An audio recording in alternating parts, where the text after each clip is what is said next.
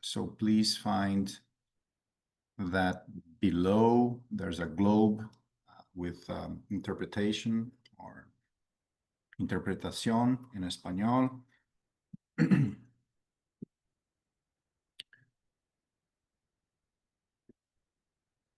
So very good morning, very good afternoon, very good evening, depending on where you are. I think we should aim to start. Thank you very much once again for participating in this transatlantic dialogue on climate and health. This is the fourth of the initial series. Thank you, Francesca. This transatlantic dialogue on climate change and health, we have the focus on health impacts in situation of vulnerability. We're going to have a tremendous group of people with us today. I hope this will help countries and other organizations, civil society, academia, to understand a little bit better of the health impacts caused by climate change and some of the novel approaches to address these issues in populations in situation of vulnerability in particular. To start, I won't spend much time on this intro. My name is Daniel Bus. I'm the Unit Chief on Climate Change and Environmental Determinants of Health of the Pan American Health Organization in Washington, D.C. And I want to invite us to watch a short video from our director, Dr. Jarbas Barbosa, director of the Pan American Health Organization today. Thank you very much.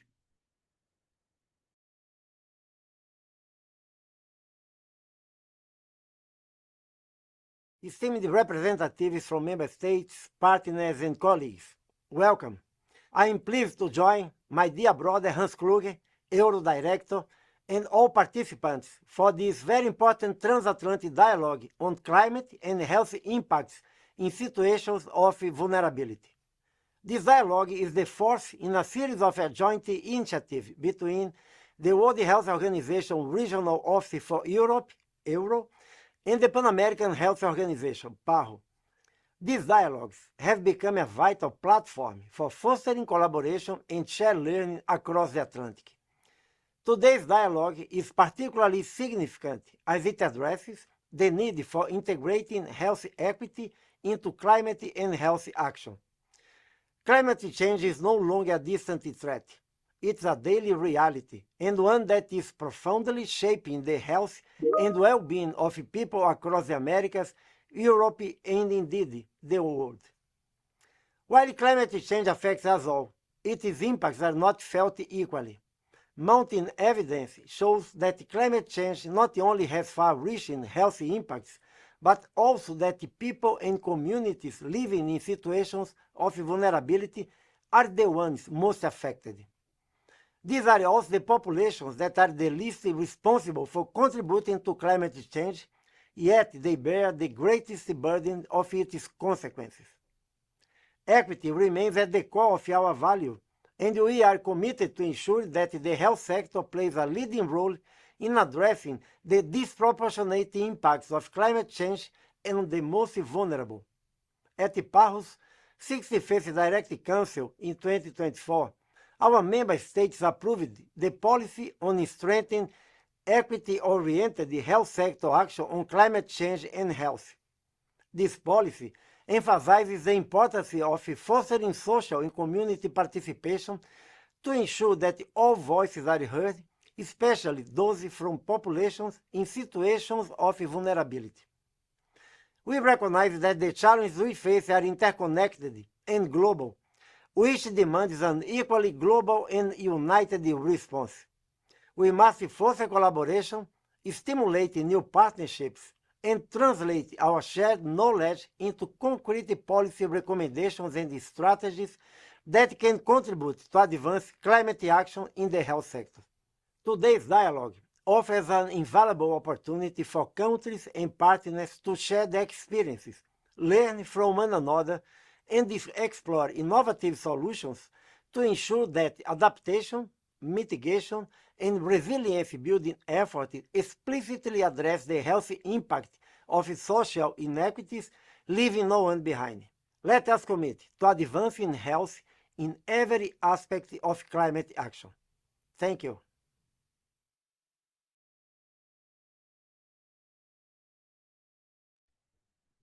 Well, thank you very much to the PAHO's Pan-American Health Organization Director, Dr. Jarbas Barbosa, for his support and leadership on this topic. And he already set up a little bit of the stage of what these transatlantic dialogues are aiming for, to develop these summary for policy makers, collecting information from what we are hearing here, but also from all the experience of people who are attending these webinars and this series of webinars and engaging both with the Pan American Health Organization and the European Office of WHO, World Health Organization. But I think that Karen Paulson, my colleague Karen, is going to guide us through this dialogue specifically, and this series of dialogues that we are hosting or co-hosting with our Euro colleagues. So please, Karen, the mic is yours, and very good webinar for everyone. Thank you. Thank you, Daniel. Good morning, everyone. Let me just put this in presentation mode. I just have two slides just to show the context for this particular dialogue. So let me know if you're seeing correctly. Not yet. It's appearing the two screens. Mode. Just put display settings and yeah, extend or swap or duplicate. That's good. Yes. Yes. Thank you. Thank you very much. Thank you, Daniel. And good morning, everyone. Good afternoon from wherever you're joining. And as was mentioned earlier by Dr. Jarbas in his opening remarks and by Daniel, this is actually the fourth in a series of dialogues. And some may be wondering, okay, what were the three that were held before? So last year under this initiative, the first dialogue held was on extreme heat and health. And then we had a second one on strengthening health sector governance for climate action. This year, we had the third one on climate change and mental health in May. And now we're here in the fourth dialogue in the series on climate change and health impacts in situations of vulnerability. Now, for this particular dialogue, the objectives are indicated here. One, to share knowledge on the differential impacts of climate change among population groups across countries and regions, including exposure, vulnerability, and coping capacity. To exchange experiences on successful interventions that integrate health equity in climate action while acknowledging common and region-specific challenges. And thirdly, to foster a collaborative dialogue and stimulate further collaboration towards actionable policy recommendations and strategies that integrate a health equity lens. Now, today's dialogue will take the form of presentations on the evidence of differential impacts of climate change among population groups, a panel discussion on countries' perspectives and on climate action with an equity lens, and we'll also have discussions on future challenges and opportunities. We have also included time for questions and answers after each segment, but we will drop the agenda in the chat for persons to be able to follow along. But we'll also encourage you to use the question and answer segment to pose your questions. The Q&A is open on the interface. So we look forward to a very informative and interactive dialogue. And thank you. And with that, I hand back over to you, Daniel. Thank you very much, Karen. And as Karen mentioned, one of the main outcomes is to prepare this series of summary for policymakers. We have the plan to launch them. We are already implementing some of the activities. As you saw, we had one on heat, we had one on mental health, one on health governance for climate action. These are the recommendations that are coming out and the suggestions and the novel approaches that are coming out from these dialogues are already being incorporated into PAHO and WHO's actions with member states and other partners, but also we want to have that series of summary for policymakers prepared and launched at maybe before or at COP30 in Brazil later this year in November in Belém. So it's also part of this whole process of integrating health and climate change into the dialogues, into the discussions, and it's also taking form of shaping the Belém Health Action Plan that is going to be presented by Brazil's presidency at COP30 later this year, and that we have another crucial step in 2 weeks in Brasilia, in Brazil, to discuss the health and climate change action plan to be presented at COP30. So with no further ado, I want to introduce Sinaya Netanyahu. She's already there on screen, our colleague from European Office from WHO. So please, Sinaya, go ahead, and very good luck to all of us today. Thank you. Thank you so much, Daniel, for this collaboration. So, to design really effective climate change and health policies and actions, and to achieve a climate resilient society that really walk the talk of leaving no one behind, what we need, or what is required, is really equitable distribution of all the burdens and all the benefits of the various measures, actions, incentives, etc. But that also in turn requires a good understanding of where those inequalities exist. This understanding can support targeted risk reduction measures according to the actual needs. And what we are going to do in this session is we are going to unfold the evidence of differential impact of climate change among population groups. So we have today two very distinguished professors, which I will introduce in turn. And we are going to start with Professor Gabriele Volte from the WHO Collaborating Centers of Environmental Health Inequalities at the University of Bremen, Germany. The floor is yours.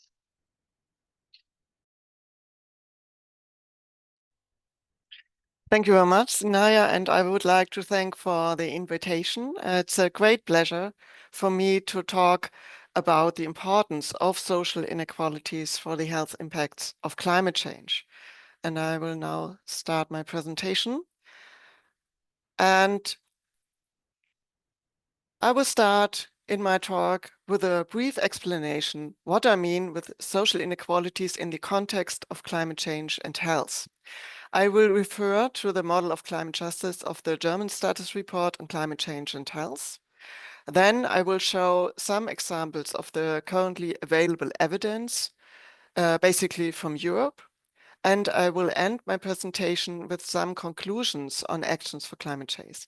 So my focus in my talk today is on heat, especially in urban areas, because heat stress is one of the most important hazards due to the climate change, at least in Europe. This conceptual framework, which you see here, is from the German status report on climate change and health for the relationship between climate change impacts, social dimensions at the structural and individual level, adaptive capacities, biological sensitivity, and the health outcomes, so in terms of health equity or inequities.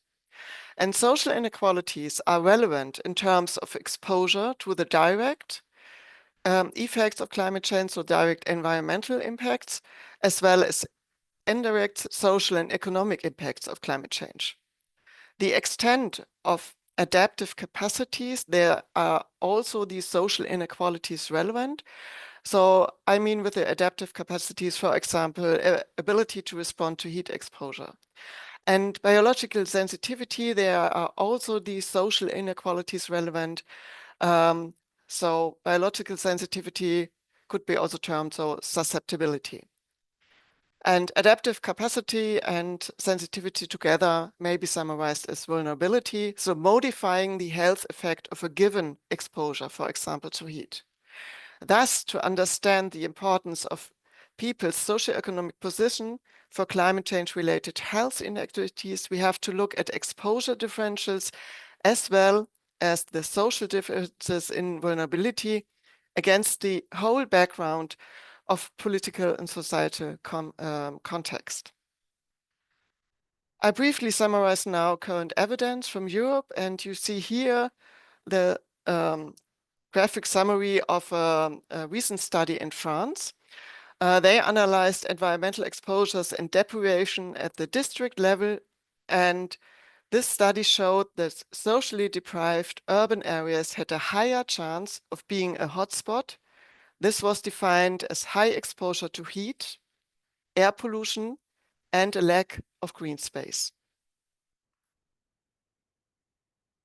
My next example is a study from the Greater London area. So Rebecca Cole and colleagues analyzed data for this Greater London area at a spatial level of nearly 5,000 so-called lower layer super output areas, each about 1,500 inhabitants. And they used the area level income as indicator to assess socioeconomic differences and socioeconomic deprivation. They found in their study inequalities across indicators relating to heat exposure, to vulnerability, and adaptive capacity. The several indicators are shown here in this table. So the authors concluded that systemic inequalities exist in heat risk in London, whereby lower income areas face a greater heat exposure, greater vulnerability, and have reduced capacity to adapt. My last example is for the current evidence is the recently published systematic review on social inequalities in exposure to heat and related adaptive capacities. This was published by Claire Slesinski and co-authors. They analyzed over 100 studies published in the past 20 years. 47% of these studies were from North America, 22% from Asia, and 17% from Europe, and from other parts of the world, of course, also studies. Unit of analysis were often geographic areas, but a couple of studies also analyzed individual data. So the main outcomes were subjective heat stress, objective heat stress, and adaptive capacity. For example, proximity and access to cooling centers or public parks, ownership of home dwelling, or knowledge of health risk of heat and what can be done in terms of protective behaviors. In this review, a variety of social factors were considered as given here in the first column of the table. Without going into detail of some mixed results, the overall pattern was that socially disadvantaged populations, that is low-income people, manual workers, ethnic minorities, were more exposed to heat stress and had a lower adaptive capacity. And the authors of this review emphasized that the observed social inequalities were, of course, context-dependent, dynamic, and multidimensional. It is necessary to analyze the interaction of several social dimensions to really capture this whole picture of the social disadvantage, so in terms of intersectionality.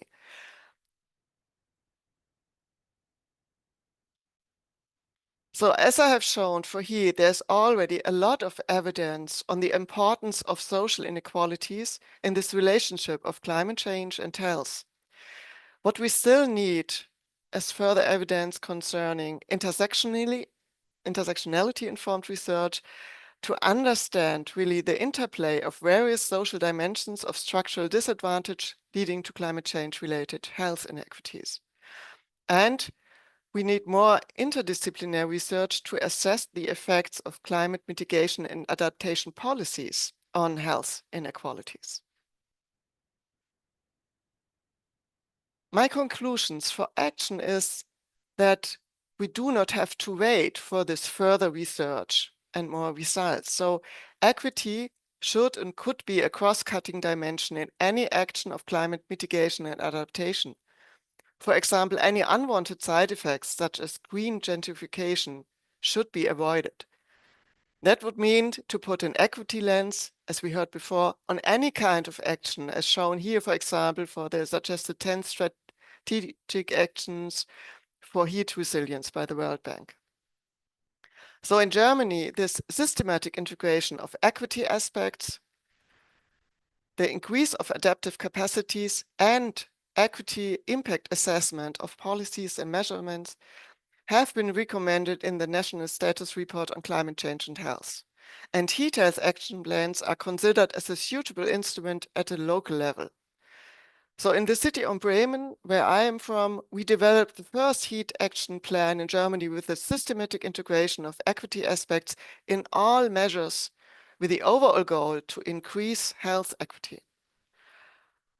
So I would like to thank you, and I'm looking forward to the discussion. Thank you.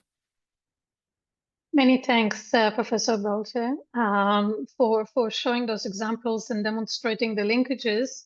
It will be very interesting to see, to learn more about the social inequality that, as you mentioned, they are context dependent, also dynamics, and also multi-dimensional. So hopefully we can expand on that later on. So before that, I'd like to move to the next speaker. Where we are going to zoom into this discussion on what's happening in the urban level. Obviously, the local authorities are likely to have great knowledge about the population characteristics, and they are a great facilitators and implementers of national adaptation strategies and heat health action plans, etc. So with that, I'd like to pass the microphone to Professor Anna Diaz-Rox, the director of the Drexel Urban Health Collaborative of the Drexel University from the USA, and also the Salud Urbana and American Latina. It's the Sal Urbal Climate Project. So if you can also tell us about this fascinating project, it will be great. Thank you. Thank you very much, and good afternoon, good morning or good afternoon, buenos días o buenas tardes. Thank you so much for the invitation to join you. Can you see my screen okay? Yes? Yes. Okay. Yes. Okay, so I'm going to share some reflections and thoughts on the links between climate change and urban health inequities, and I'm going to draw on some experiences from the Salud climate study, which I'll tell you a little bit about. And you'll see that I will echo a lot of the themes that already came up in Gabrielle's presentation. So these are the three things that I'm going to do in the brief time that I have. Talk a little bit about climate change and urban health and give you some examples of what we are learning from the Salud climate study, and I've organized them into 3 facts.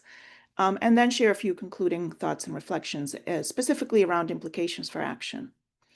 So why focus on cities in particular? I'm sure this group knows that urban environments are continuing to grow and contribute a large proportion of global energy-related carbon emissions.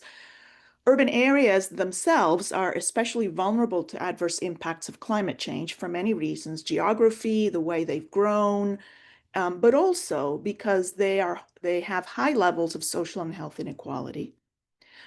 And most importantly, of course, urban policies can support both mitigation and adaptation to climate change. And these policies have environmental health and equity co-benefits potentially.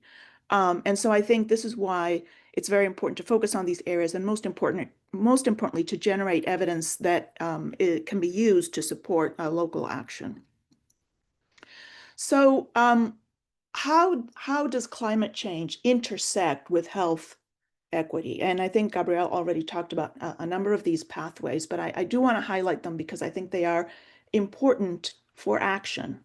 So first, we know that there are large inequities in exposure to climate-related hazards. And this is because of where people live, the cities and neighborhoods where they live and within those cities. And I'll show you some Salud examples in a minute. Because of the housing conditions, of course. Also because of work environments. Sometimes I feel that we don't talk as much as we should about exposure to climate hazards at work. And I think that's a topic that we have to remain very alert to. In addition to these differences in exposure to climate hazards, there are differences in the impact that climate hazards have on health across social groups. So being exposed to a given level of temperature has a different health impact for some populations than for others. And this is related to the existence of pre-existing conditions, chronic diseases, and other conditions which we know are socially patterned, because huge evidence on that. And also because, as Gabrielle noted, some populations just have less ability and resources to adapt or buffer the impacts of climate change, for example, by turning on the air conditioning or by protecting themselves appropriately at work. Another very important theme, I think, is that these climate hazards cluster. And in addition, they cluster with adverse social conditions. So you really have a system that is generating differential patterning of multiple correlated adverse exposures. And this is very important and a topic I'll return to later. And so this results, it's not just heat, it's heat and wildfires, and then maybe it's floods and heat as well. So I think, and that is superimposed on certain housing conditions. So these things are acting together and potentiating each other. And as I mentioned, these three pathways through which climate change intersects with health equity have implications for the actions that we might take as a society to protect the most vulnerable. Salud about Climate, very, very briefly, is a study that includes 11 countries in Latin America. You see those on the map. It's funded by the Wellcome Trust. We've been funded since 2017, initially with a focus on urbanization and health, and most recently with a focus on climate and health. Here you see our four aims: to generate locally relevant evidence on climate change, health, and equity impacts, to document health and equity impacts of mitigation adaptation strategies, to support field building, capacity strengthening, and most important, to support policy action and build capacity for responding to climate health impacts in the region. So we're still in the early phase of the study. It's a fantastic team of collaborators. I'm happy to talk more about the study later if you're interested. But I've extracted sort of three themes that have been emerging from the Salud about Climate work, which I think are relevant to this conversation. The first one is obvious, but I think is still worth stating. And this is the fact that climate change hazards are superimposed on large existing health inequities. This is data from Salud showing on the left enormous differences in life expectancy across cities. Salud includes all cities that had 100,000 people or more in all of our participating countries. This is a total of close to 400 cities. And you can see on the left that the difference in life expectancy across our cities are greater, the maximum is greater than 10-year difference, comparable to the differences that we see across countries like Germany and Afghanistan, for example. And on the right, you see how these differences are not just in life expectancy, but also in causes of death. And this is also important because, of course, differential causes can exert differential vulnerability to climate hazards. And of course, these differences across cities are socially patterned. They are related. In fact, the social environment was the strongest predictor of differences in life expectancy across cities. So this is the terrain that we're working on. Now, in addition, this is not just differences across cities, but as you know, enormous differences across neighborhoods within cities. This is some additional data from Salud showing life expectancy differences across neighborhoods in multiple cities that are part of our study, differences in the order of 10 years in many cases. That's my first fact. My second fact is that there are, in addition, large inequities in exposure to climate change-related hazards. And we've been working on creating visualizations of this and that can motivate questions about why this arises and what we can do about it. This is just one example. We looked at NO2 levels, a pollutant that's very related to climate change. This pollutant has this very fine spatial resolution. On the left, you see examples of two cities, and you see very large differences across neighborhoods in levels of NO2. Of course, very high levels of exposure to the population, but also on the right, these levels of NO2 are related to certain characteristics of the neighborhoods, including, for example, location in closer or further from the city center, a green space, traffic congestion, etc. So this creates also inequities in exposure to these pollutants. This is more recent work that was just published. looking at flood exposures across our cities, almost 45,000 neighborhoods in 276 cities from 8 countries were included in this analysis. And what you can see on the left is the percent of residents that experience flooding in their neighborhood by quintiles of the educational level of the neighborhood. And when I first saw these findings, I asked the team to run these data again because I couldn't believe that there was just an incredible dose response pattern. So you can see in the most disadvantaged neighborhoods, we're using educational attainment as a rough proxy for a social disadvantage. 1 in 4 residents lived in a neighborhood that was exposed to flooding, whereas in the highest quintile of neighborhood education, it's 1 in 20. So enormous differences here in exposure to floods. On the right, you can see some additional analyses sort of quantifying the impact of different factors. Neighborhood education persists as an important predictor even after we account for other factors. We're actually doing we have a really nice video coming out on this soon that I hope to share with you and that you'll watch and perhaps use. It's done in a way that we hope is engaging and connects to community and non-scientists. So those are 2 examples: floods and NO2. There are many others. Heat is another example. The third fact and final fact that I want to highlight is evidence of what I talked about before: the fact that health impacts of climate hazards vary across social groups. So this is a work that we did looking at heat and mortality across all of our cities.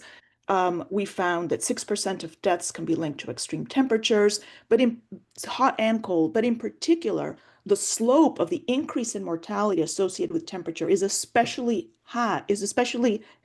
steep at the higher ends of the temperature distribution. So during very hot days, a temperature increase of only 1 degree centigrade is associated with a 5.7% increase in mortality.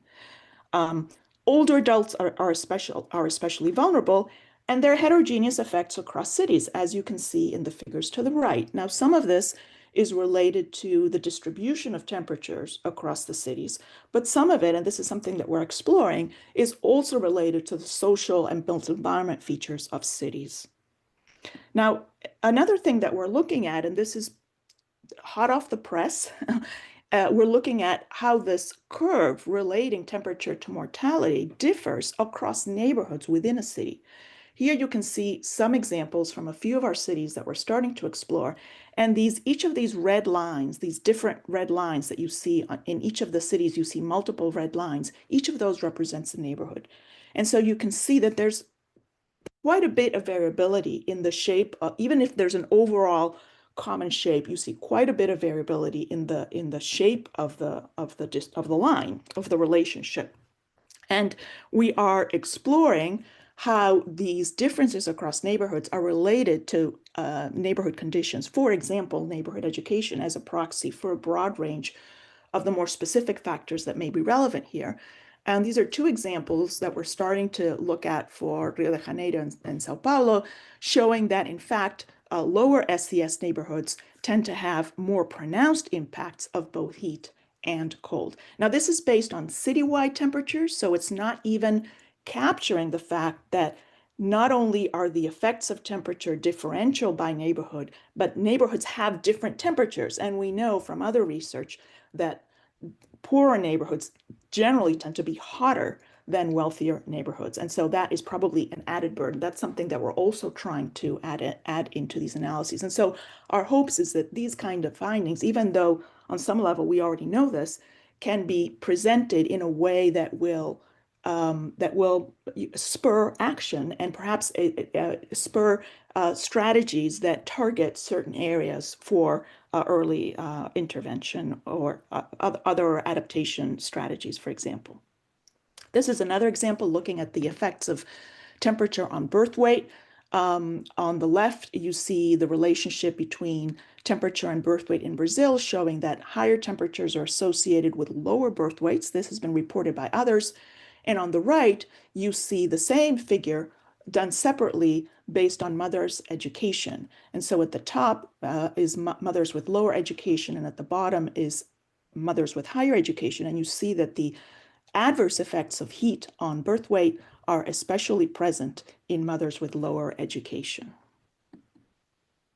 Now, the last thing that I want to highlight, and this is not Salud data. We're working on doing this with Salud data, but I think this is I just wanted to highlight this because it connects to some points I was making earlier about these complex interactions between clustered factors.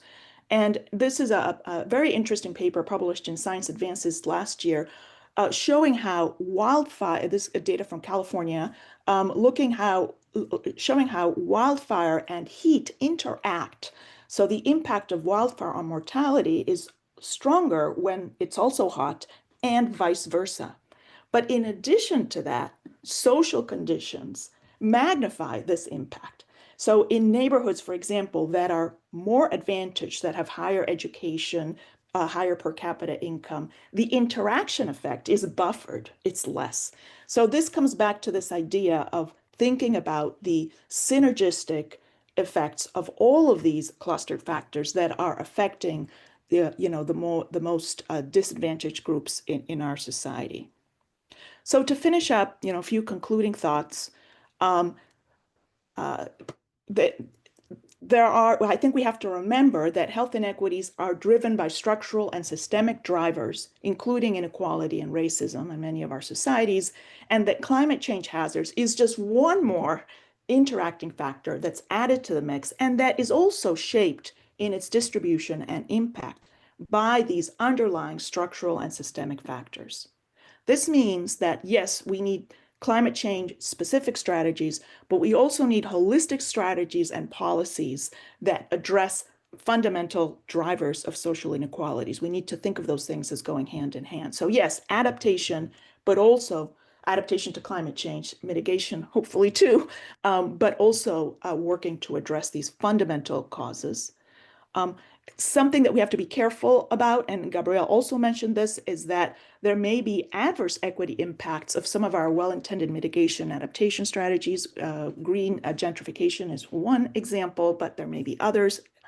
And last but not least, speaking from the perspective of Salud, I just want to highlight the scientific and also the political value of local evidence to support action and the opportunity that this creates for cross-country and South-South collaboration, in particular, as a way of really leveraging the power of science and data to generate social debate and to motivate action on such an important topic as the impact of climate change and on health and health equity in particular. So I'll stop there, and I look forward to the conversation. Thank you so much.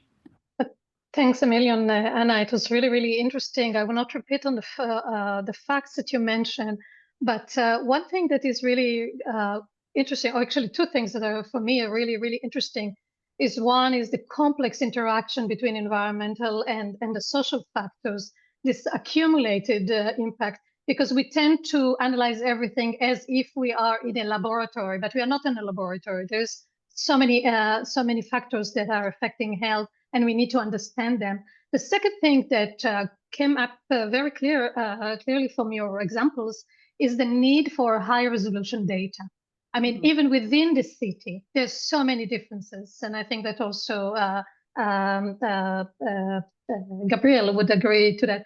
Within the city, there's so many differences. Within the country, within region, there's so many differences that we would need to make sure that in the future we have much higher resolution data to understand what's really happening. And I think that our colleague Gerardo will address that later on today in the following panels. I don't see that we have any questions at the Q&A, but I think that we are running out of time. I see that Rob, our director, and also the special convoy for climate change right now in WHO Europe. May I read it on your behalf, Rob? Terrific presentation and such a powerful advocacy for health and the argument for climate action, adaptation, and addressing fundamental causes at the local level. Will the slides be shared? Thank you. And I'm sure the slides will be shared. Thank you to both speakers. But I think that because we are running out of time and we don't have specific questions, which you can still raise in the Q&A, and we can raise them much later on, I will thank to the two professors. Thanks a lot, Gabby. Thanks a lot, Anna. And we will move to panel 2. And with that, I'll pass the microphone to Ana Ortigosa. Thanks. Thank you, Sinaya. Thank you, everyone, and particularly this panel that just remarked the relevance and how pertinent is data and evidence to convey a powerful message and support for action and decision-making regarding climate change and health equity. Now we are moving to our second panel that I'm very pleased to introduce, where we will learn more about country experiences advancing climate action and with a health equity lens. We will hear from Italy through Francesca De Donato, who is a senior researcher at the Department of Epidemiology in Lazio Regional Health Service, Rome. And from Sweden by Ida Knutsson, analyst from the Unit of Environmental Health, Public Health Agency of Sweden. From Brazil, Guilherme Czerneski Figueira, who is a public health physician at the Ministry of Health in Brazil, and from Canada by Peter Berry, who is Senior Science Advisor in Climate Change and Health Offices in Health Canada. Thank you all for joining us in this discussion. I will ask you to turn on your camera so everybody can see you. And we will have 3 rounds of questions to guide this discussion. I will place the first question and maybe ask you to respond. Maybe we can start with the order I presented you, and then we can switch different orders depending on how you feel comfortable to answer the questions. My first question for you all is from your organization's perspective, how do you see climate change impacting health equity, and what are the most pressing issues regarding health equity and climate change? I don't know. Anna. So I guess from the order, I should start. So good afternoon and good morning, everyone. It's a pleasure to be here, and thanks for the invitation. From the Italian perspective, I work for the Lazio Regional Health Service, but we coordinate the heat plan and the climate change actions on behalf of the Ministry of Health. And the equity aspect has always been a central focal point of Italy's health prevention plan, which has also been carried through to the climate change adaptation and response actions. So not only thinking of equity in availability of responses and prevention measures, so making sure that all actions and prevention measures are available for different groups and everyone can access the same services, which is central when we're thinking of response, but also on identifying who the most vulnerable groups are for climate change or specific exposure, if we're thinking of, I don't know, heat, flooding, or other aspects that in our country are very frequent. We've just had a heat wave over the past couple of weeks that has been dealt with. Before that, we had flooding in several regions of Italy. So we're very prone to the different extreme weather events related to climate change, and one of the hot spots related to climate change. So it's really a hot topic on our agenda. So identifying the vulnerable groups, which have been mentioned before, are always similar. There are people with the same chronic conditions, people with socioeconomic disabilities and living in deprived areas that are the ones most at risk, people with disabilities. And it's important to characterize the vulnerable groups, but also to make sure that the response measures are acceptable and really respond to the needs of the different groups when we're, be it one exposure or another. So this is the center of our response plans and our measures when we're talking about equity and what we're trying to do. Obviously, it's a lot of work, but that's the let's say framework around which we're looking at it. So I would say equity is quite a central role in public health response to climate change in Italy.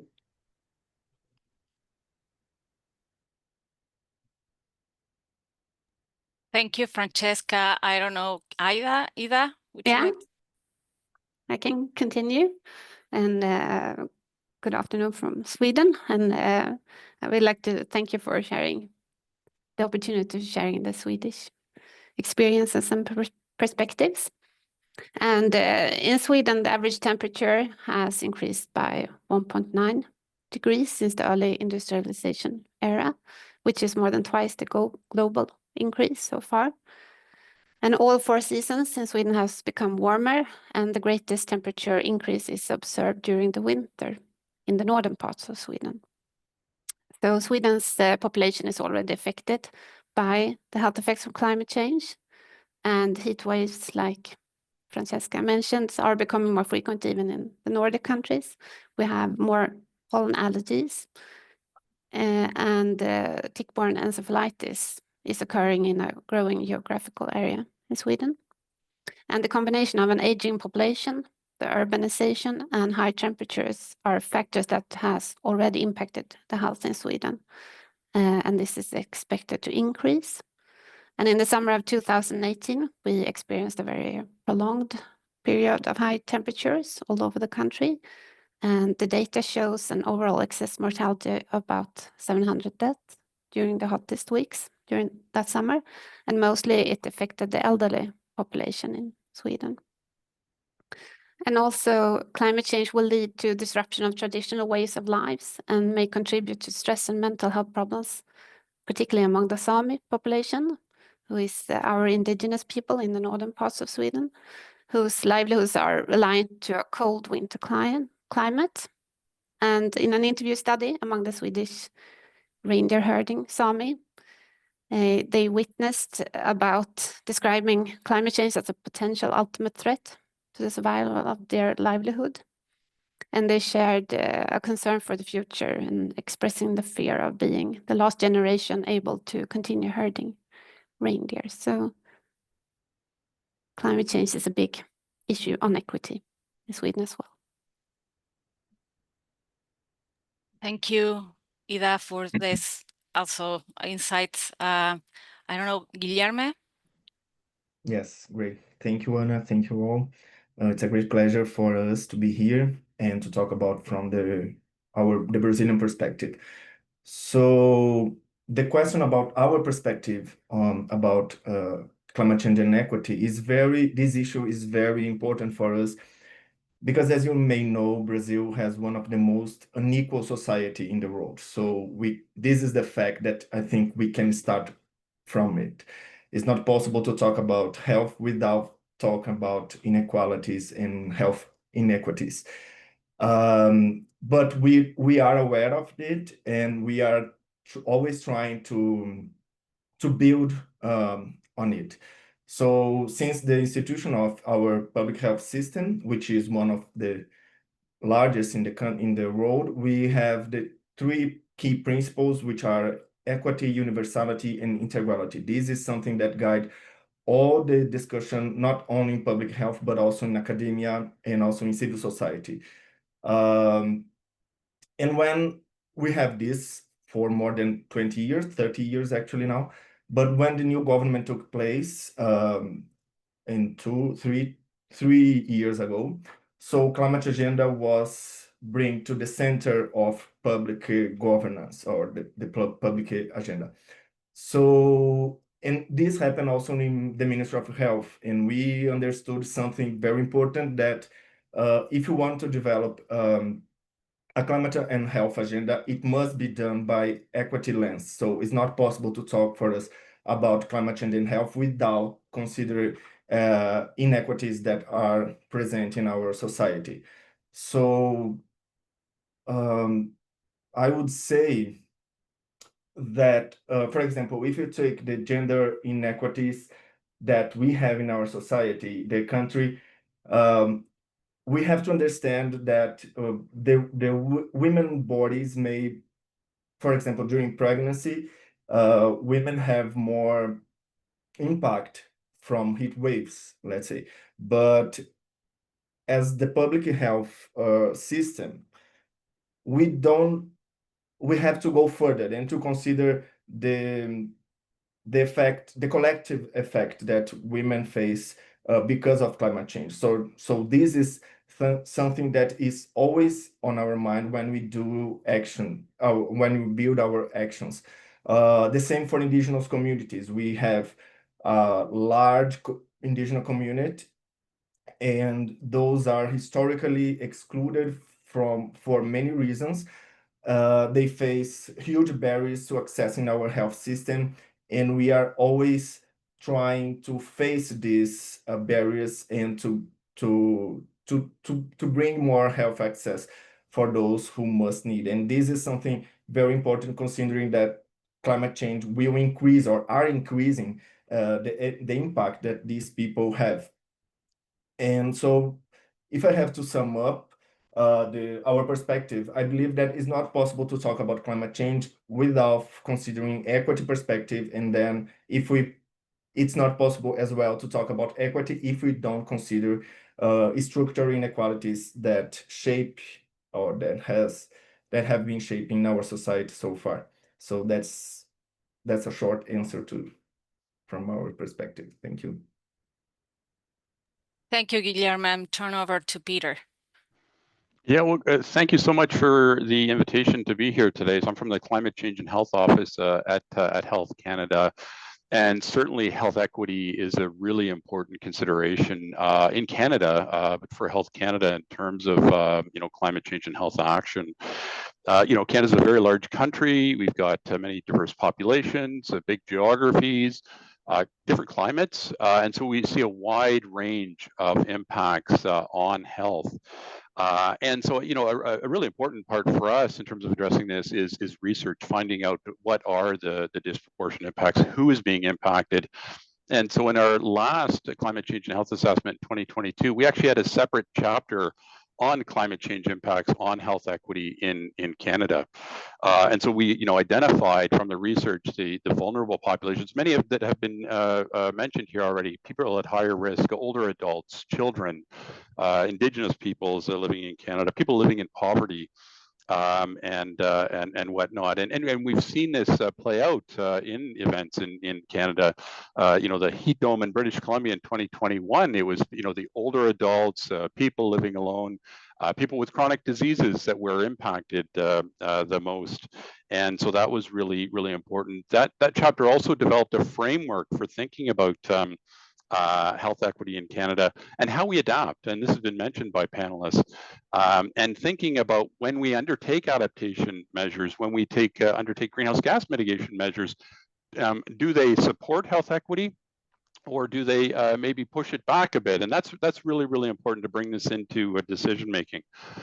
In that assessment, we also had a separate chapter on climate change impacts on Indigenous peoples living in Canada, and we see many different factors that increase vulnerability among First Nations, Inuit, Métis people in Canada, and some of the very severe impacts being experienced in terms of impacts on cultures, on food, food insecurity, on even health systems where permafrost is melting in the north.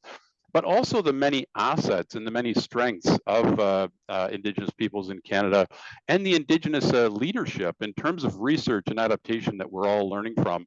And so this has been a really important part of our approach at Health Canada in terms of health equity, centering it in many of the activities that we undertake. Thanks. Thank you, the four of you, for this first glance of what are the impacts or how climate change is impacting health equity. I think both all of you and also the panel we had before remarks this idea that it's important to first considering all the other root causes or the social determinants that were underlying these social inequalities that are impacting or superimposing climate change is superimposes to them another layer of complexity to the inequities and the future of those addressing those inequities. And I remark here that you mentioned not only equity in the way we access to the different adaptation or mitigation measures, but also how we adapt those responses to be pertinent to the different groups in situation of vulnerability. You also highlight many different groups that there are many of these characteristics combined in certain areas, like disability, aging population, indigenous population, the gender, and the other structural factors, and how they are also impacting not only the health itself, but also other health-related aspects like food environment or the cultural heritage. And given this, although what you described, my second question is related about how you are or your organization is creating or planning actions to address those health equity challenges in regard to climate change, but also, as you express, also to address social inequality. If you have any example of policy planning or implementation, either at the national, regional, or local level, that can be exemplifying of how you are addressing this. I don't know if you would like to start from backwards, Peter, maybe first, or whatever, however you feel more comfortable. Yeah, sure. Thanks, Anna. And I mean, I think that's really the crux of it, is how does this get into decision making ultimately? And so, so certainly we're planning further research in terms of our next national climate change and health assessment, and I'm really excited about that. One thing that we haven't looked at specifically is children and youth, and some of the disproportionate impacts, thinking about mental health impacts, and so that can provide some very important information for decision making. One example in terms of our office at Health Canada, with respect to policy and programming, we've collaborated with the University of Ottawa to identify maximum temperatures for indoor environments to protect health from extreme heat events. We've heard about extreme heat here. And it's really important to identify those maximum temperature thresholds, and we're developing guidance for public health authorities that they can use to tailor to their own circumstances to be able to protect those populations that are at highest risk. And so the particular population that was the focus of these studies are older adults, and we know that they're very vulnerable to extreme heat events because of some of these other types of factors that can, poverty and things like that can really combine. And so we're really hoping that that will help address this really growing risk in Canada. So that's one example that maybe I could share with everybody. Thank you, Peter. Turning over to Guilherme. Yes, great. Thank you, Anna.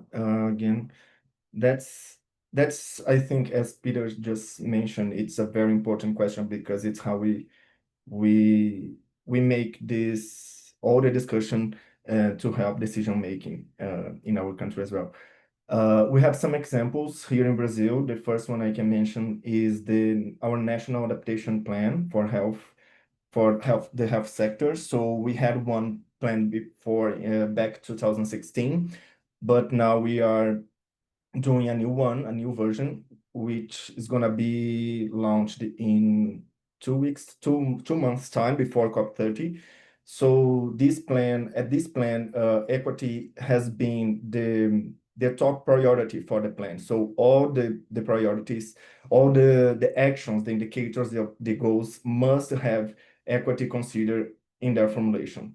And this is the international level, but we are also doing the implementation of the plan even before the publication of the national one. We are doing the implementation in the subnational level. So we are conducting this at the federal states and also in the cities, in local cities, especially in Belém. We started in Belém, and this is very interesting because but it's not but it might be, we may think that this would happen because when we start to discuss about the plan, most of people don't understand about the adaptation and what we have to do to adapt the health system, but also they understand more actually about emergencies. So only when the emergency happens, they think they must act. And even though some people don't consider vulnerable populations. So our effort has been to make this clear to everyone that when you do the adaptation plan, you have to consider this. And besides this, we have a national situation room for climate emergencies, which started last year during the drought season, because we had one of the worst drought season in our history. And at this time, we had lots of indigenous communities isolated in the Amazon region, and our effort was working closely with the Secretary of Indigenous Health here in Brazil. It's an institution inside the Ministry of Health, and we worked closely to address the problem specifically for those people, because they were isolated, but also they faced the problems with air pollution, because we had this at the same time. So it was a big problem that we had before. So we had the national adaptation plan, the national situation room. We are doing an heat index and social vulnerability for the Amazon region as well. Because we started in the Amazon because we understand this is a very sensitive region in our country, and is the region that have a great proportion of vulnerable population. And we are doing an index that connect social vulnerability with heat index. Besides that, we have a very special research that our department is conducting about traditional people and communities and how they are affected by climate change. And this is something new, very new in the country. We don't know yet how these people are affected, and sometimes it's difficult to have them registered as a traditional community in our health system. So this is a very important research. And finally, I have to talk about the Belém action plan. So as in our national adaptation plan, we had equity as the top priority. For the Belém action plan, we have equity and climate justice as one of the two cross-cutting priorities. So equity and social justice, but also leadership and social participation, leadership and governance in climate and health with social participation. Because for us, in the way our system is organized, social participants is very, very important, because it helps our system to stay, to keep going, because sometimes we have problems and depends on political, depends which government is in place. So we have problems with it, and social participant helps to keep the system going. A great example we had was during the COVID pandemic. But so then social participation and health equity are the main the cross-cutting priorities for the Belém action plan as well. The plan is organized in 3 action lines. So we are proposing one for surveillance and monitoring, another one for evidence-based policy, strategy, and capacity building, and the third one for innovation and local production. So all of them have to consider as well equity in their formulation. Right now, we are doing with that. We did a first meeting in March to start the conversation about the plan, and now in 2 weeks' time, we'll have the global conference on climate and health, action and equity, to make a broader discussion about the plan with different member states. We are doing this in collaboration with PAHO and WHO and the ATACH. It's going to be very, very important to almost finish the plan and to have the agreement or try to have the agreement of all member, or as many as possible member states will have during COP30. So these are basically, I think, one of the most important actions that we are doing on this topic right now. Thank you, Guilherme, for bringing the experience of Brazil. Turning now over to Ida on Sweden. Yes, thank you. Yes, in Sweden, we have a national strategy for climate change adaptation that was renewed 2 years ago, and that integrates aspects of health and equity into also other sectors. And my agency, the Public Health Agency of Sweden, we have performed a systematic review of impacts on health and equity of climate change in Sweden. And you can find the publication through our website, and I will share this in the chat, a link. And this assessment includes 14 identified climate health-related risks in Sweden, and we go through all of them with an equity lens. Another example of a measure being undertaken in Sweden is related to tick-borne encephalitis. And the number of cases of TBE has increased in Sweden in line with the expanding range and population density of our most common tick. And this is believed to be due to the growing presence of the tick's host animals and the fact that milder and shorter winters improve the tick survival.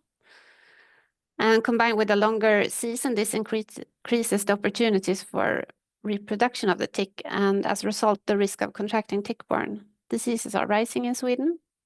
And there is a socioeconomic aspect to the TB vaccination, as it is not included in the national immunization program yet. And this means that the cost must be covered by individuals in most regions in Sweden. And maintaining the full protection also requires repeated doses over time. But now there's an increasing number of regions that are introducing free or subsidized TB vaccinations, primarily for children. And also my agency, the Public Health Agency of Sweden, publishes maps highlighting municipalities with a higher incidence of TB cases. And also the awareness of the disease is increasing through media coverage, advertising from authorities, and that we work with targeted information for the population. So that's an example. Thank you. Very interesting that you have also very specific also actions related to climate-related health events. So thank you, Ida. Turning to Francesca for the Italian experience. Yeah, as an example, I wanted to cite the Italian heat adaptation plan, which has been operational for over 20 years now. And it's always had a crucial focus on identifying vulnerable groups from the start, being the idea that obviously there is differences in who is most at risk. Everyone is at risk when it's hot, but the impacts are very different. So it's really important to make sure that resources and actions are targeted to those that are most at risk. So it started off probably because the evidence in the literature as well was 20 years ago was limited compared to what we know now. So vulnerable groups also change over time, and I think that is a crucial aspect that needs to be taken into account.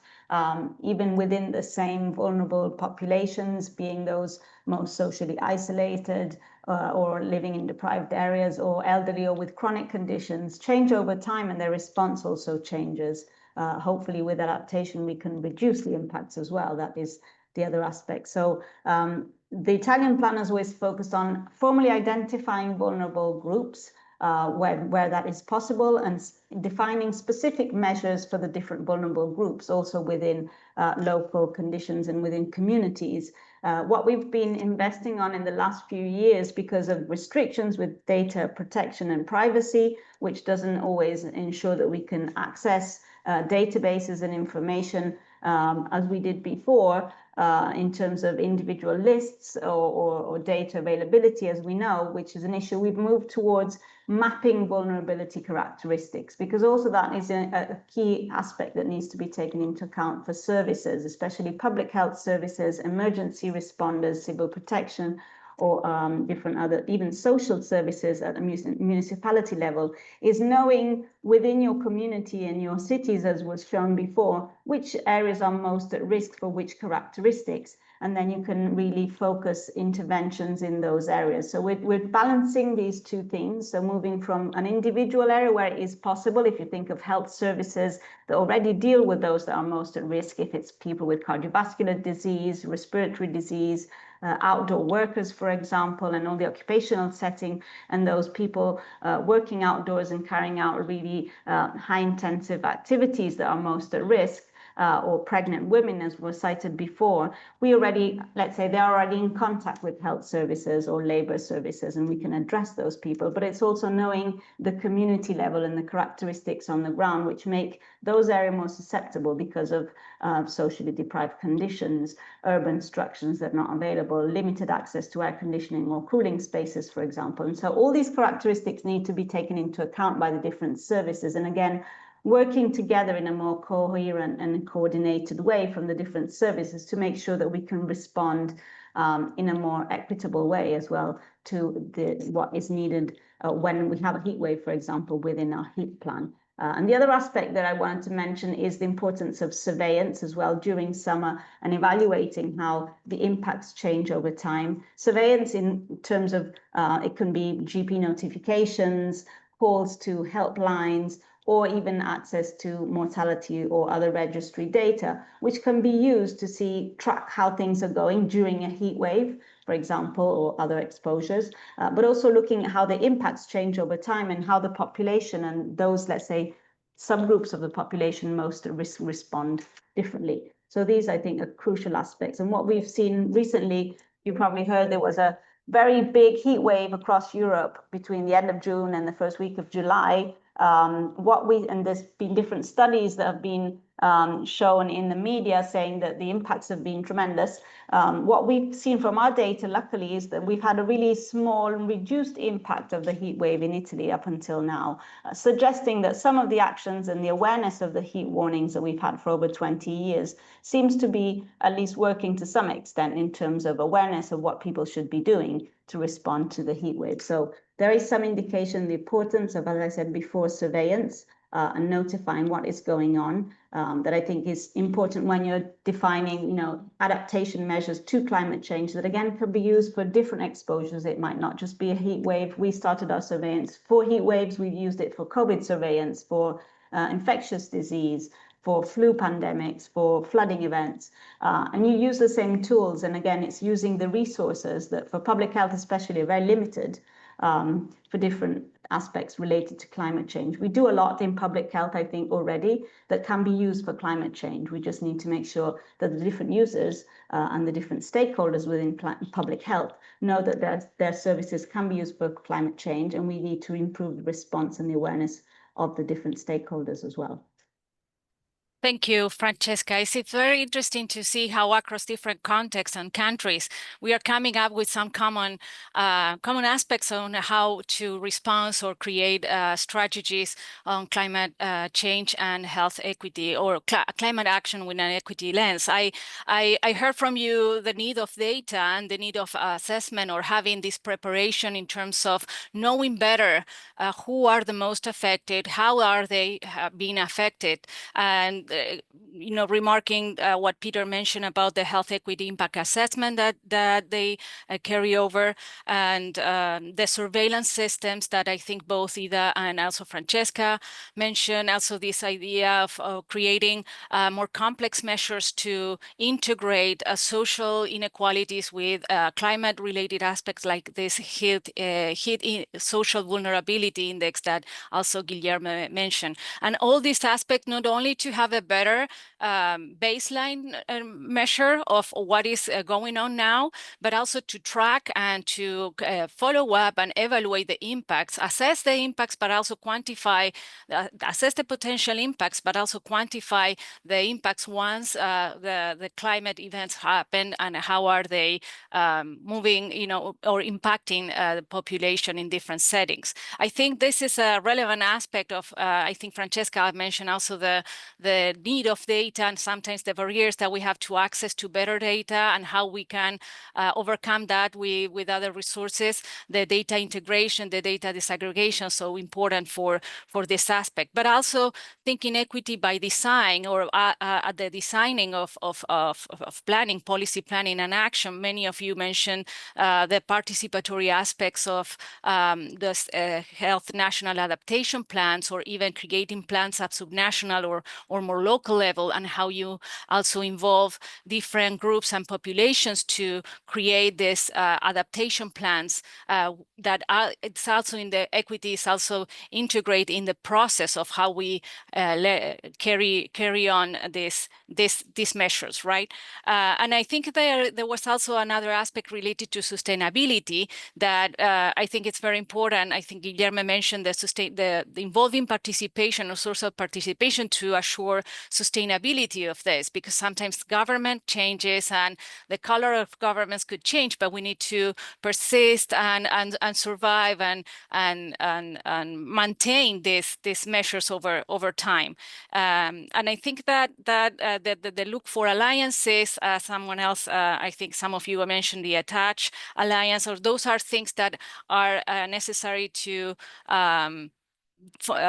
promote for integrating in this climate action. And that's more related to my third question, that you have given very interesting examples of actions that are already going, and maybe to move the extra mile, or what you think from these experiences, it needs like an additional extra load of what additional actors, sectors, or resources, actions should be involved or accounted to ensure that the impacts of climate change on health are reduced, and particularly the burden does not disproportionately burden on those in situations of vulnerability. So what you think, what else is needed? I mean, you mentioned a lot of things that you have done. What else you would like to see in terms of other sectors, other participants, other resources to be involved for more equitable climate action?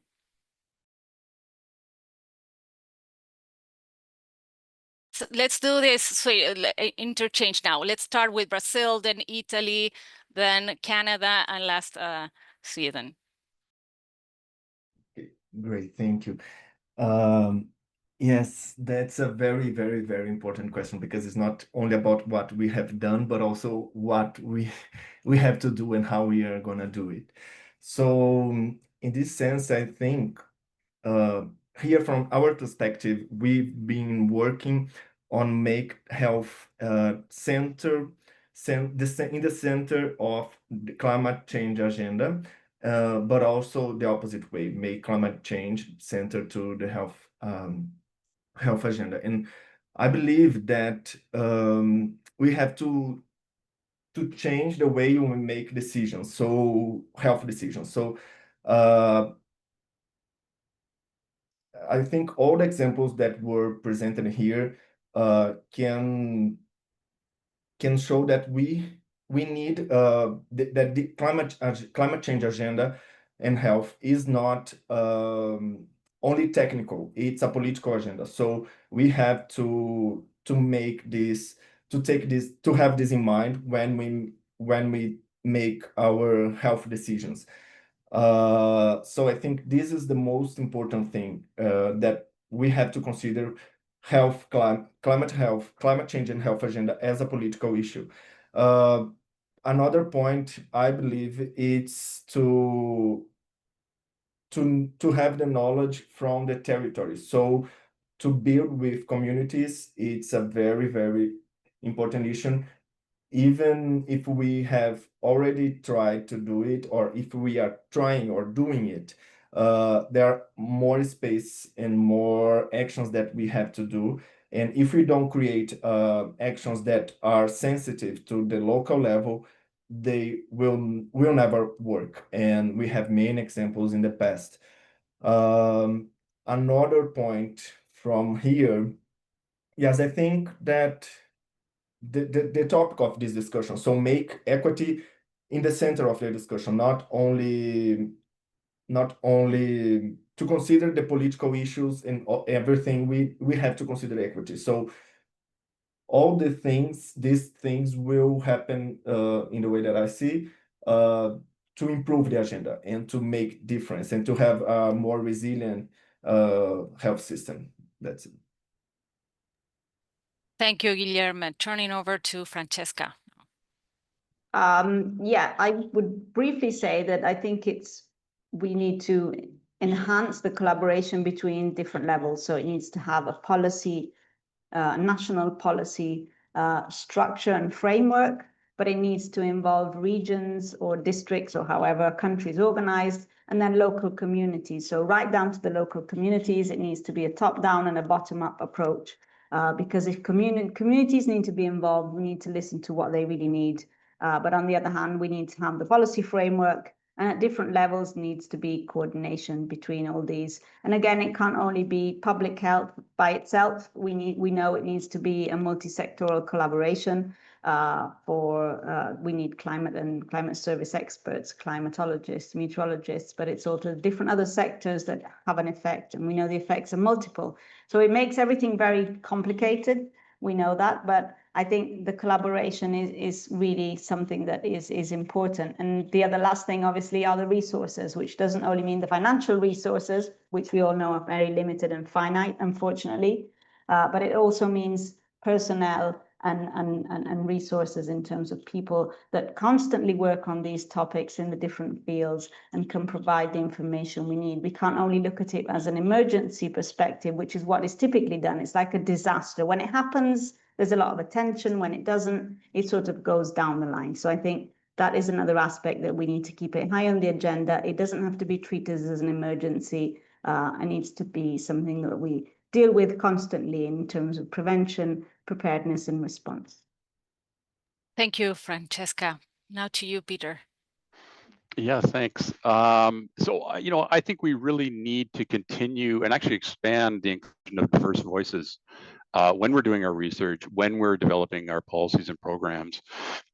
Because if we don't do that, then the adaptation measures that we develop are not going to respond to their challenges. So that's really, really quite important. So at Health Canada, we've actually developed climate change and health assessment guidelines for our Health Adapt partners, our Health Adapt program. And we support a number of partners across Canada, local to regional levels. Francesca mentioned that, different levels.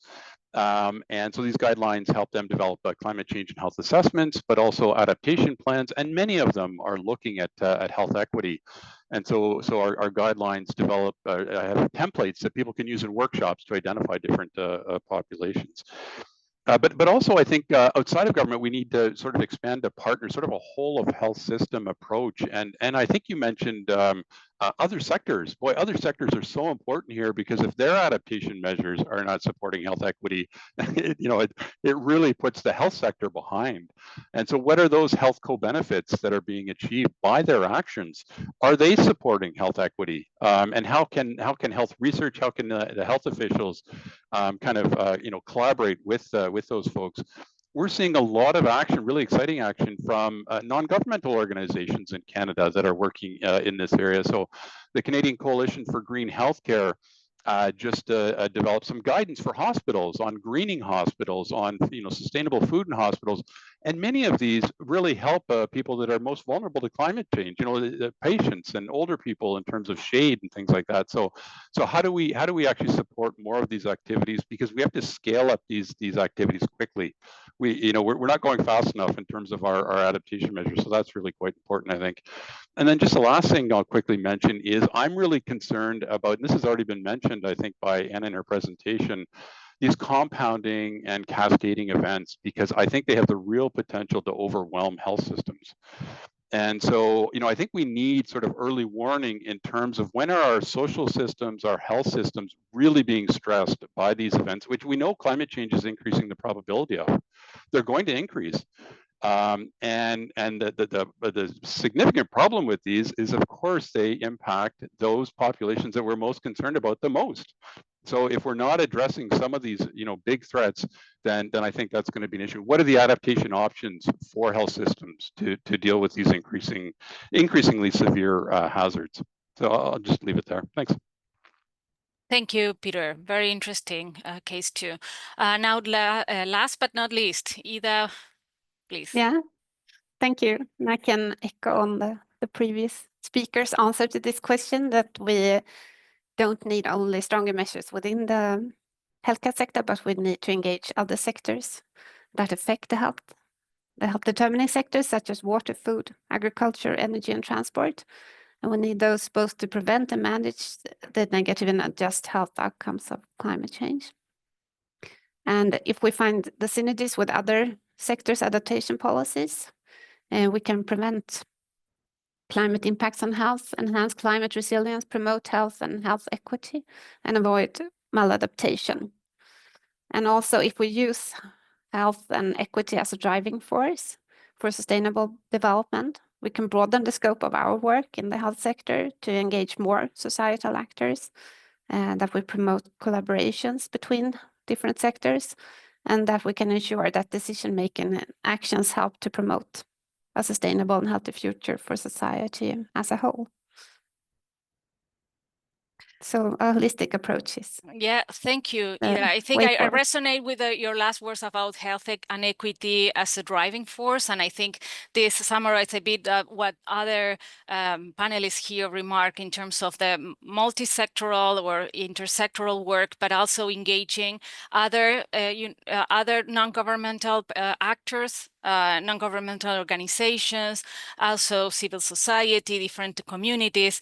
The fact that we need to plan national, but also local, to be very sure that we are grounded in our actions to what is going on in the in the territories and in the communities. And I think it's interesting that Francesca mentioned also the coordination between different across governments and these strategies that we need to be top-down coordinated, but also bottom-up.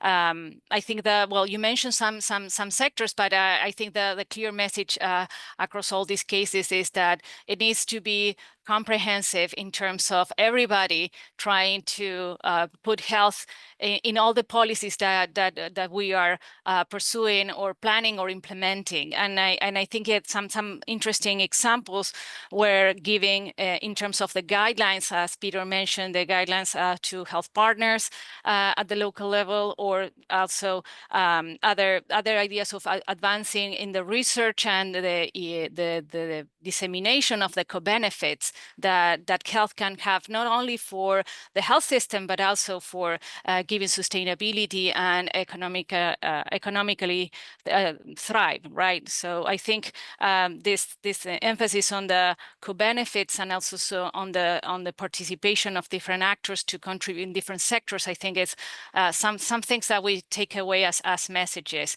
As we are now leading to the end of this panel, I would like to encourage the audience to place questions in the Q&A. We have already one from Mexico.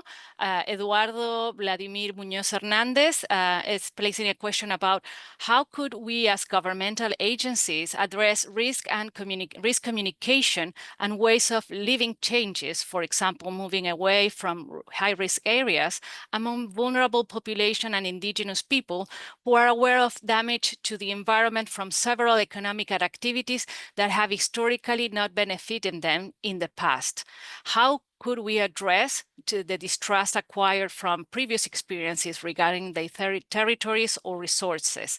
I think many of you mentioned particularly the cases of indigenous people. So I don't know, whoever feels more comfortable to start would like to reply to these questions, and we take turns in the order you would like. I can start, maybe. How you can reach those groups. I think that it's important that we discuss to involve them at an early stage. If we talk about the indigenous people, for example, we try to, when making policies in Sweden, and we have a Sami parliament that we try to engage early and to listen to their perspectives, but it's difficult to that you have to give them hope and making it a hopeful future and sustainable future, and where they are included. Yeah, so I think involving them early in the processes are very important to be successful. And I can provide some comments from the Canadian perspective. We were very lucky in the climate change and health assessment of the National Collaborating Centre for Indigenous Health lead that chapter. And they developed some really wonderful communications products to communicate the findings that were really distinctions based. In terms of the different First Nations, Inuit, and Métis people, respecting those distinctions, and that was really quite important because there's very different contexts in terms of how they're experiencing climate change and their adaptation measures, but also really important, of course, to weave Western science with Indigenous knowledges when you undertake this. These studies, because there's so much benefit from doing that in terms of the knowledge that comes out and the understanding of risks, of vulnerabilities, and really what's needed in terms of adaptation. So that was a really great experience when we undertook our national health assessment. And I know some of our local and regional partners, one of our Health Adapt projects was actually led by First Nations Health Authority in British Columbia. And we learned a lot from that particular project. Thanks. Thank you, Peter. I don't know if Guillermo or Francesca would like to add any other experience regarding this question. I can add some. I think I already mentioned some examples, but in our structure in the Ministry of Health here, we have this special secretary only for the indigenous people. So we have a subnational, health system, subsystem of health for indigenous people, and because we have, we understand that we need a system very, very close to these communities, and this is directly from the local to the national. It doesn't cross. It doesn't go through subnational or the states level. So what we are trying to do besides that, this is it's done. It's in the structure, but we always try to listen to civil society, so we bring them together always to construct or to build the actions, and as I mentioned, the social participation is already in the structure of the public health system here. So I think these are one of the examples, some examples I could give. Thank you. Thank you so much for this very, very neat and clear explanation of how you work, trying to work to involve communities. I think that question was answered. I don't know if we have additional questions. I think, well, Eduardo says thank you. I think he was also very interesting in knowing these cases. I encourage the panelists after we finish this time to review there is a lot of comments, and I think the audience was also very, very pleased, as I was, to listen to all your experience and how we can learn from them. Now the countries are asking for material, so please check the chat box whenever you are ready. I think we are coming to the end of this panel, and I'm turning over to Matthias Braubach from Euro. Matthias will continue with the last session. Thank you. Thank you, everyone.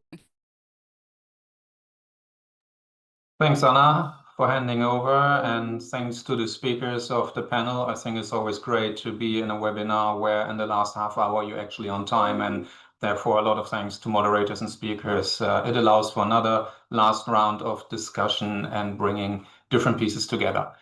After all the great input we heard in the two panels now from different countries and different perspectives, we now want to wrap up a bit on the key points and what lies ahead. So for this, we have invited two experts to provide us with a summary of the takeaways from today's discussion and their reflection on what future challenges lie ahead. And first, I'd like to welcome Ashley Leslie, the Executive Director of the Ashley Leslie Foundation, and being a climate change youth advocate. And we thought that youth has been mentioned before. It's extremely important to bring in the youth perspective on such a large scale challenge as climate change that we will have to deal with for decades, probably centuries to come. And the second expert is Gerardo Sanchez Martinez, expert on environmental health and well-being from the European Environment Agencies, also spending a lot of his working time on climate change and environmental health issues. Thanks for joining today. I would like to, as mentioned before, ask the audience if you have any questions to the speakers, put it into the Q&A, and we hopefully have a few more minutes at the end to address that. Now, I would like to start with Ashley first. Please let us know from what you heard today, what are your key points, your take-home messages, and how does it relate to the main challenges ahead, and what kind of opportunities that may be arising in the future on climate change, equity, and vulnerability do you see? Over to you, Ashley. Definitely. Good morning, good afternoon, good evening to everyone. It's a pleasure to be here joining you today from the beautiful island, I would say, of Barbados. This morning's dialogue has been very interesting, especially as a young activist on the climate and health agenda. Growing up here in the Caribbean, most of the points from the panel discussion were very relevant because what we've been seeing as youth from the Caribbean, where I remember UNICEF released that, the climate crisis is a child rights crisis. And the reality is young people, persons from indigenous communities, everyone is growing up or living on the front lines, especially from those small island developing states, on the front lines of the impact of the climate crisis. And I mean, we could agree that the health implications as it relates to the climate crisis is indeed alarming. And we've heard about climate sensitive diseases like dengue, but also poor waste management is another crucial topic after floods, where this poses significant public health risks. And another growing challenge here across the Caribbean, and what I would say even across the world, is the fear and stress young people feel due to the worsening climate crisis and the uncertainty of their future. We know this by the term eco-anxiety.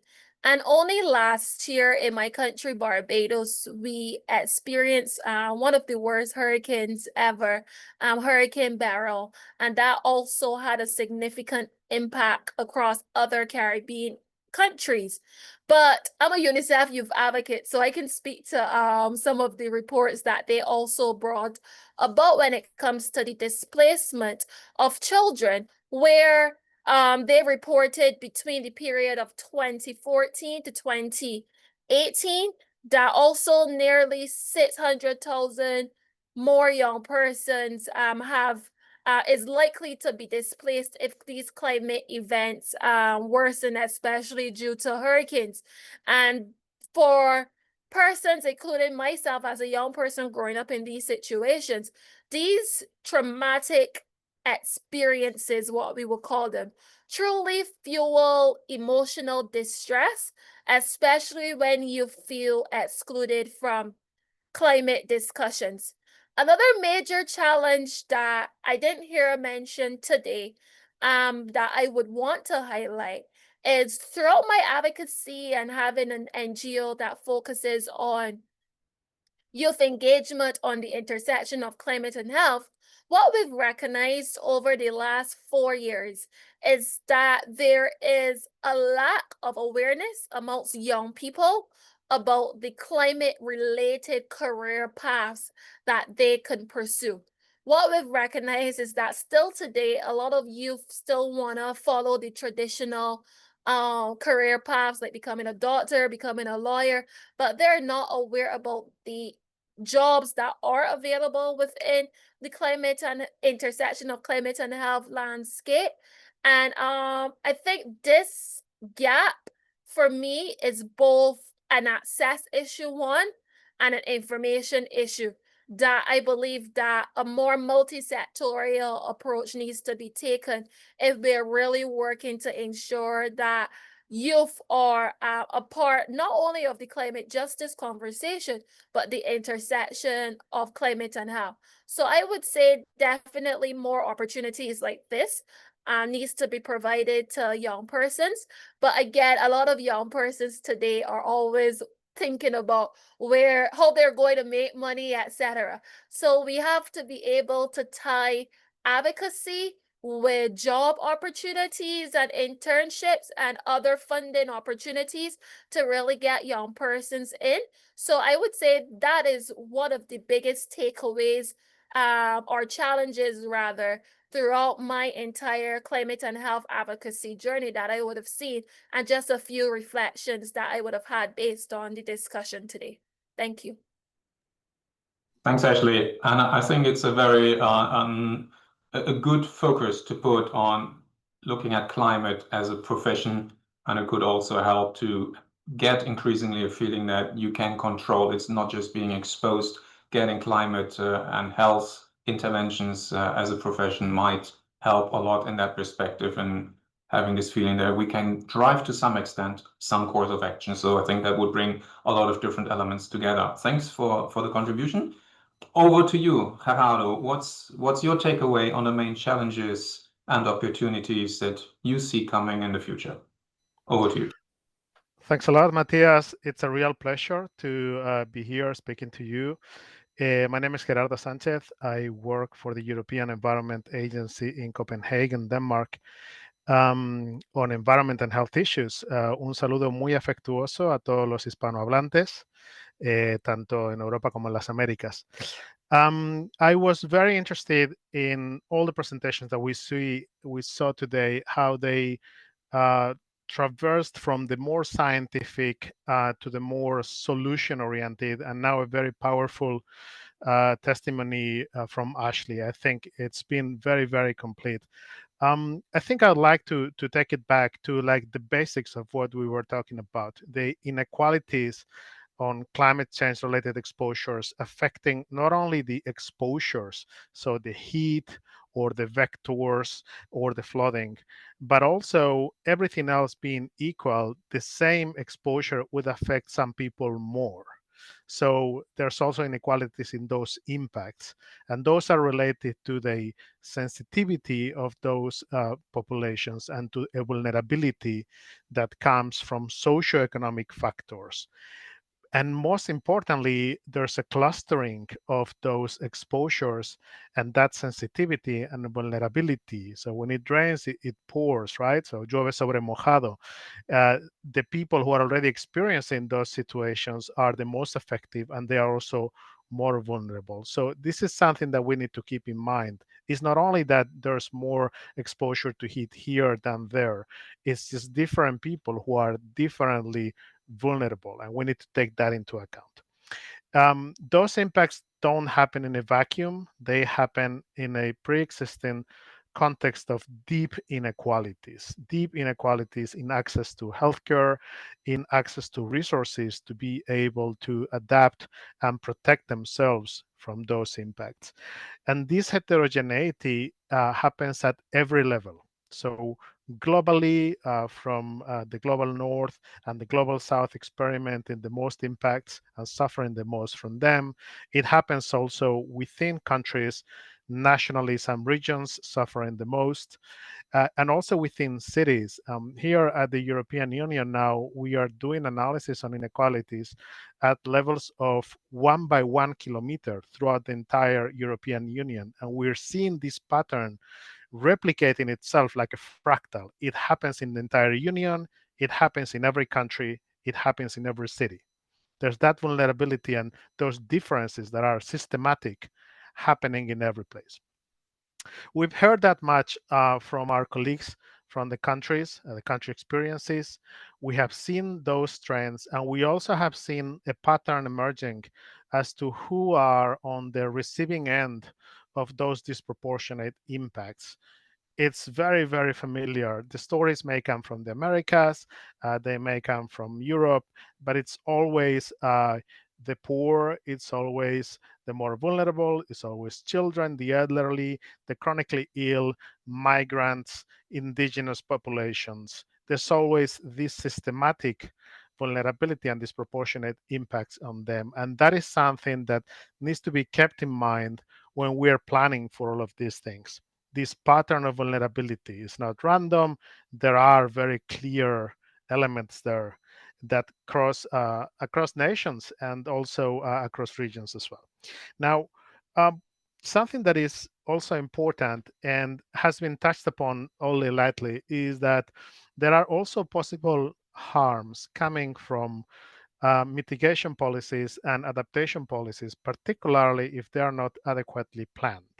So we have seen that also in the context sometimes even of development agencies or development banks, where those actions may not have had the intended consequences, but also even within the European Union, we have seen important research from the colleagues, for instance, the Professor Rodriguez Pose, where they were looking at how the green transition policies in the EU may have harmed some regions within the Union a lot because their livelihoods were dependent on brown industries, because they did not have the ability to move because the educational levels were lower and couldn't switch jobs as easily. So they had the potential to be harmed, and in fact, those harms actually have been quantified, and it's important to take those into account, because otherwise, not only would it be unfair, but also we are risking creating very strong pockets of resistance towards those policies, which are well-intended and they are by and large very beneficial. So we need to address those potential unintended consequences. Something also that the colleagues have mentioned, and I can't stress this enough, is that at the risk of stating the obvious, public health agencies or meteorological agencies cannot fix this issue. Public health agencies cannot by themselves protect the people from the impacts that are coming or happening from climate change. Oftentimes, they can't even advocate for the changes that need to be made in different sectors. And so this is a crucial gap to be filled. Recently, the European Environment Agency has published a report on the social fairness in the transition and in the adaptation in 4 sectors: agriculture, food, transport, and energy. And it's fundamental to see how public health agencies need to be able to say what public health impacts, possible benefits, and harms may be expected from those policies. That is fundamental. And that leads me to the last part of what the colleagues mentioned in terms of what needs to be done. Climate change and health needs to graduate from a technical issue to a political issue at the highest level. And if I dare say, stepping a little bit into dangerous territories, not necessarily a partisan one. So it needs to become political, not necessarily partisan. There's good examples where that actually has been possible. It needs to happen at every level of governance, from the international to the very, very local. And it needs to engage every sector, including, crucially, the private sector and businesses, without whom no meaningful adaptation or health protection can actually happen. I think those are the key takeaways that I got from the colleagues, but I'll be very happy to discuss and address any questions that are coming from the chat or elsewhere. Thank you. Thanks, Gerardo. I think you nicely bring back another reflection of the 3 levels that we need to look into: the inequalities in exposure, in impacts, and in coping capacities. And that this is something that we always need to keep in mind also for any interaction and any interventions done on climate change.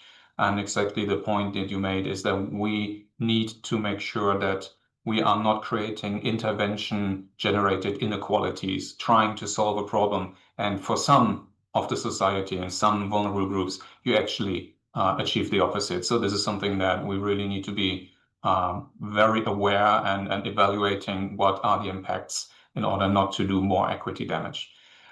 There was one interesting question raised in a Q&A that I would like to bring back to you, Ashley and Gerardo, and that is also linking to what you said and was mentioned before in the webinar. The health sector cannot do it alone.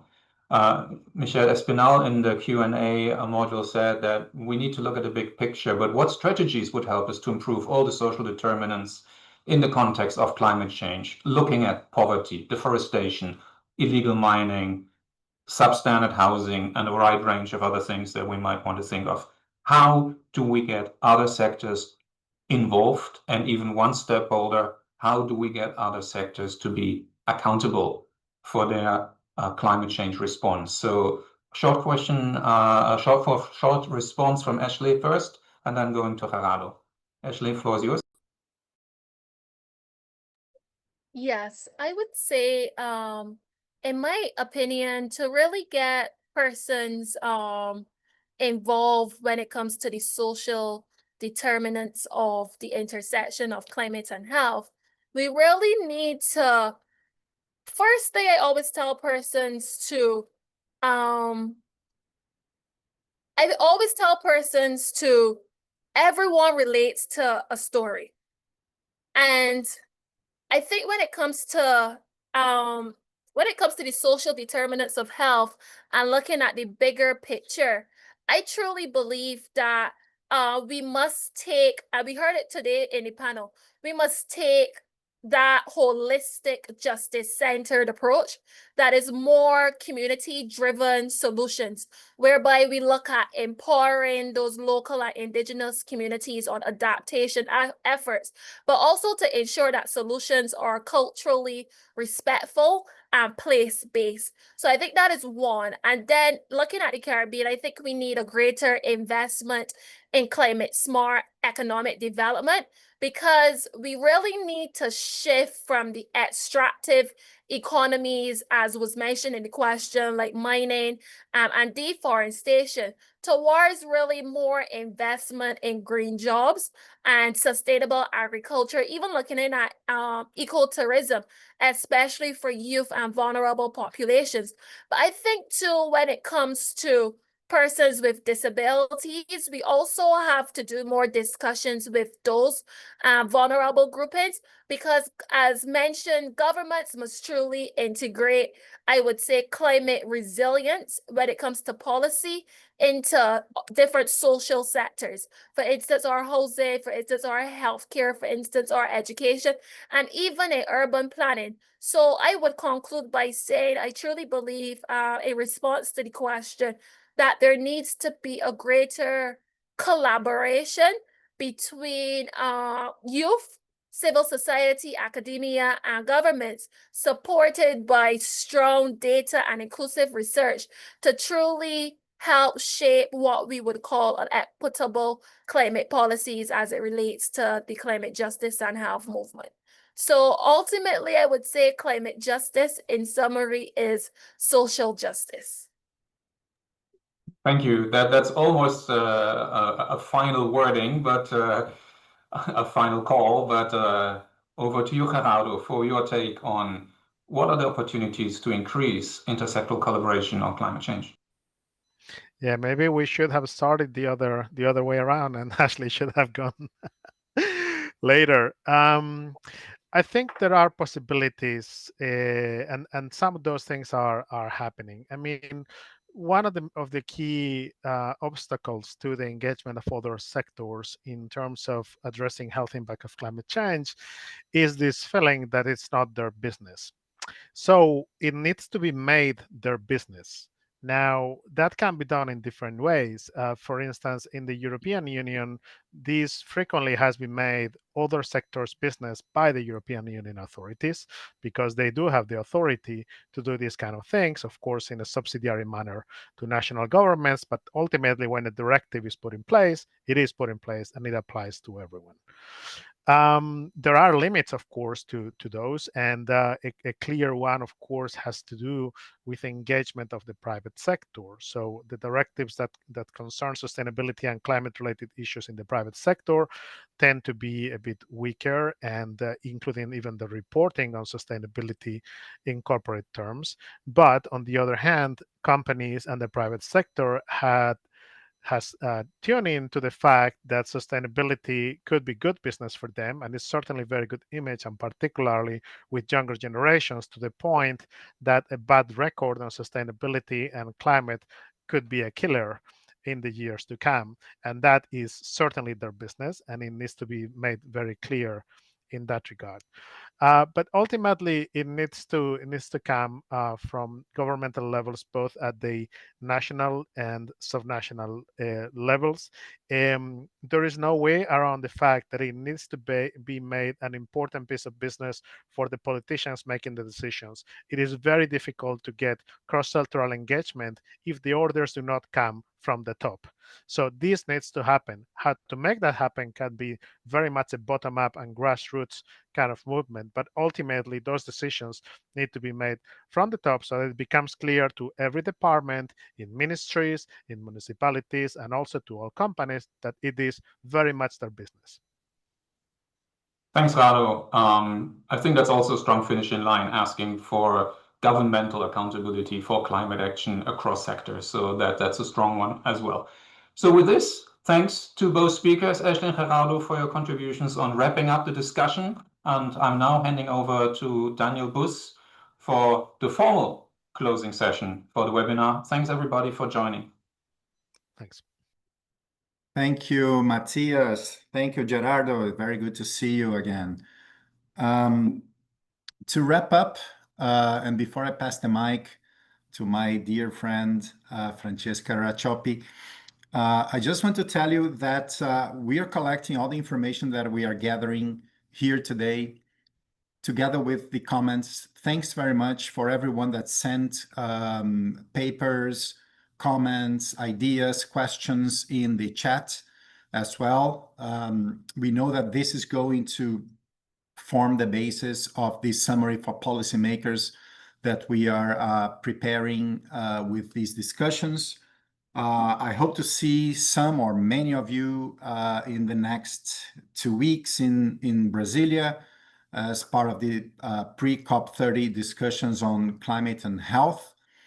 And also perhaps some of you either in UNGA, in New York, in Belém, in COP30, or elsewhere. So thanks very much for your participation. So we had over 50 countries participating today in this session. It was an amazing participation from all of you. We heard from Sweden, Canada, Brazil, Italy, Germany, Caribbean, both sides of the Atlantic, European Environmental Agency, and from PAHO side, Salud, and many others. So thank you very much. Very rich discussions from PAHO side. I just want to thank you once again. And Francesca, thank you so much for you, Rob, and colleagues from European Office of the WHO for this tremendously successful series of dialogues. Thank you very much, Francesca, for the support of you and your team and into developing these dialogues with us. I hope we can continue, which definitely we will continue building up on this momentum. So thank you very much for the participation and the support from Euro Office as well. Over to you. Thank you, Daniel, and thanks everybody for joining us today. Now it is the last 60 seconds of a series of 4, so quite a challenge. But I would like to close with a couple of reflections. And one is that perhaps this idea of inequity and has been a little bit of a thread throughout the full series, hasn't it? Because if for some of you who might have been participating throughout the full series, this idea of having health and having the inequalities and the leaving not behind agenda as an entry point, a key entry point to drive action on climate change has been like the fil rouge, the thread that has kept all these workshops, all these the series together.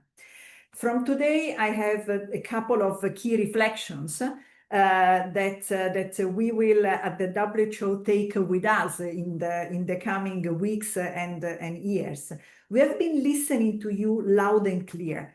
It is not a matter of evidence, and it is also not a matter of evidence scattered on one side or the other side of the Atlantic. Regardless levels of affluence, regardless where you are, the pattern is the same. Inequalities are there. People are affected in a differential way, and we have a very perverse conglomeration of economic, social, urban, environmental inequalities that come together and reinforce each other. So that was the first part on the evidence. We have seen, however, action. And something that stands out clearly from the action is also the need to be adaptive, to be flexible, because the vulnerabilities change over time, to be also able to look not only cross-sectional, but also longitudinally, because there is also an inequity, an intergenerational inequity. And I'm so happy that we had Ashley with us in the last part. This is an additional vulnerability that we have towards the future generations. And yet there is a hope, particularly by adapting the answers to the specific context in which they are to operate. And this comes as a final message, Daniel, perhaps for us at the WHO, as we see at the global level this action plan on climate change taking shape and be taken forward, and as we are preparing for Belém and next week. So we need to find a good way at the WHO to keep the global agenda, but to regionalize its implementation in our different contexts and operational places. And I think that this will be a very important point of reflection for those of you who will be in Belém in the coming weeks. Daniel, you will be there with all PAO colleagues. The European side of it will not be able to be there in person, but we will follow very closely. And it is so much so that I'm happy to say that, you know, in Europe, our regional director has made the climate change and health and the inequality dimension of it as a pillar of his new policy framework that is going to be adopted by our next regional committee. And because, Guilherme, we listen to you, and it is true that this is a political issue, we have been convening a pan-European commission to bring this item, this agenda, and the health dimension of it, that health as a driver at the core of the political, national, international political level. So we hope to be able, if you will continue to follow us in the months to come, to bring you more exciting news from this area. I close here. I wish now to reciprocate, Daniel, so from the WHO European office crew, so from all of us here in Bonn, Rob, the colleagues who have been today particularly collaborating with you, Karen and Anna, so Sinaya, Matthias, James, who has been our ambassador throughout this. Many thanks for the excellent collaboration. We have learned a lot from you. I hope that this has been a reciprocal exchange, and we look very much forward to continue. Who knows, maybe another series. But for now, good luck in Belém. Good luck, everybody. Keep up the important work that we are doing here, and we look forward to seeing you again, but most importantly, to work with you in the years and months to come. Bye-bye. Thank you. Bye.